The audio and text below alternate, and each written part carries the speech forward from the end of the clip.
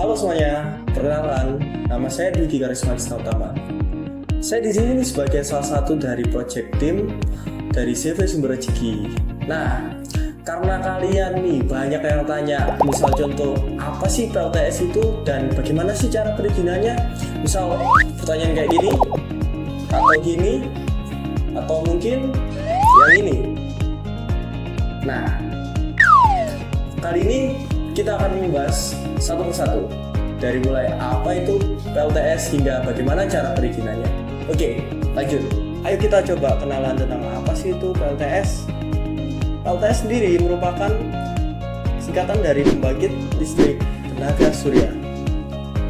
PLTS merupakan salah satu dari bentuk green energy dikarenakan penggunaan yang tidak menghasilkan limbah buangan.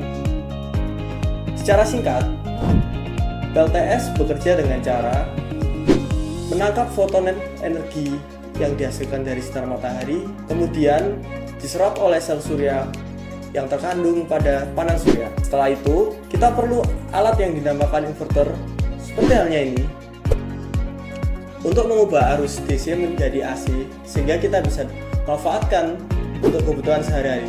Misal contoh, memasak, bermain komputer, atau mungkin bermain game. Nah, pasti bermanfaat sekali dong PLTS ini.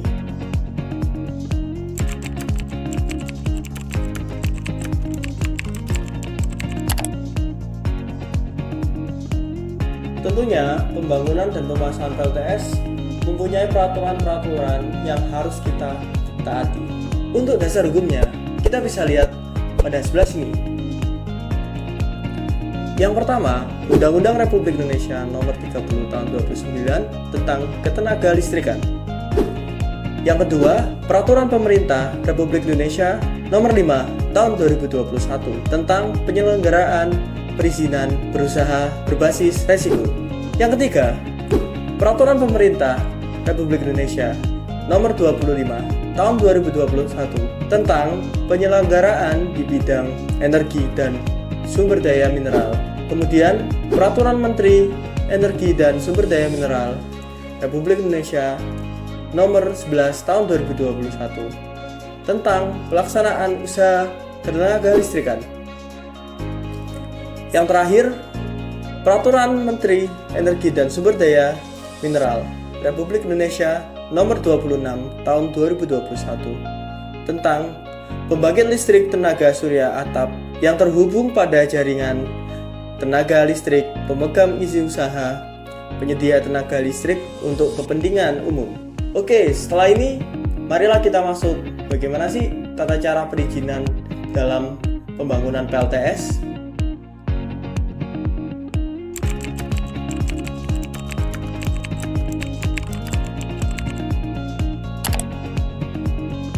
Selanjutnya kita bisa masuk tentang bagaimana sih langkah-langkah perizinan, pemasangan, dan pembangunan PLTS atap, khususnya untuk di daya di bawah 500.000 watt.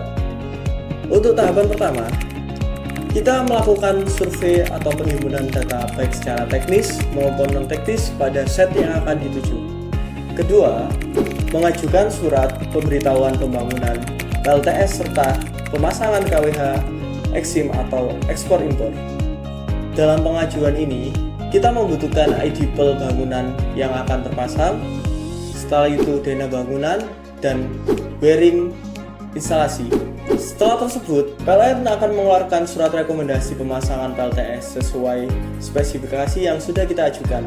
Setelah kita menyertakan dokumen-dokumen tersebut, PLN akan merespon dengan memberikan surat rekomendasi. Poin ketiga, melakukan pemasangan PLTS sesuai gambar kerja yang sudah disetujui. Selanjutnya, poin keempat, melakukan pelaporan kepada Dinas Energi dan Sumber Daya Mineral daerah setempat terkait pemasangan PLTS. Untuk berkas yang dibutuhkan adalah KTP, NPWP, selanjutnya NIB, email aktif, dan juga nomor telepon. Setelah selesai, maka akan menerima surat laporan usaha penyedia tenaga listrik untuk kepentingan sendiri. Selanjutnya poin kelima, kita melakukan pengurusan NIDI dan melakukan uji layak operasi untuk menerbitkan SLO. Nah, uji SLO sendiri dilakukan oleh lembaga yang telah bersertifikasi.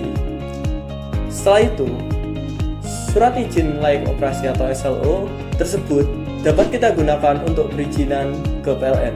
Setelah surat izin layak operasi terbit, selanjutnya poin ke-7, kita dapat melakukan pelaporan terkait pemasangan PLTS dan perizinan penggantian KWH meter biasa menjadi KWH meter ekspor impor kepada PLN.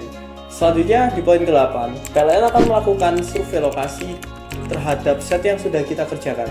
Yang terakhir, setelah PLN melakukan survei, PLN akan melakukan penggantian KWH meter dari yang biasa menjadi KWH meter ekspor impor atau biasa disebut KWH meter eksim. Nah, setelah KWH meter sudah diganti menjadi ekspor impor, barulah kita dapat merasakan manfaat PLTS 100%. Sebagaimana warga negara yang baik, tentunya kita harus selalu berada pada jalur yang benar dengan menaati peraturan dan sistematika yang sesuai dengan ketentuan pemerintah, agar tidak terjadi hal-hal yang tidak inginkan seperti halnya denda, dan juga bisa berakhir dengan pemutusan listrik sepihak. Tapi jangan khawatir, CV Sumber Rezeki berkomitmen untuk selalu membantu konsumen, baik secara teknis maupun non-teknis seperti pengurusan perizinan PLTS, agar konsumen selalu merasa nyaman dan puas akan pelayanan yang disediakan oleh CV Sumber Rezeki. Sekian penjelasan singkat yang dapat saya sampaikan mengenai perizinan pembangunan dan pemasangan PLTS. Saya ucapkan terima kasih banyak telah menonton video ini. Jika ada salah dan kurangnya, saya mohon maaf. CV Sumber Rezeki, clean energy for the future.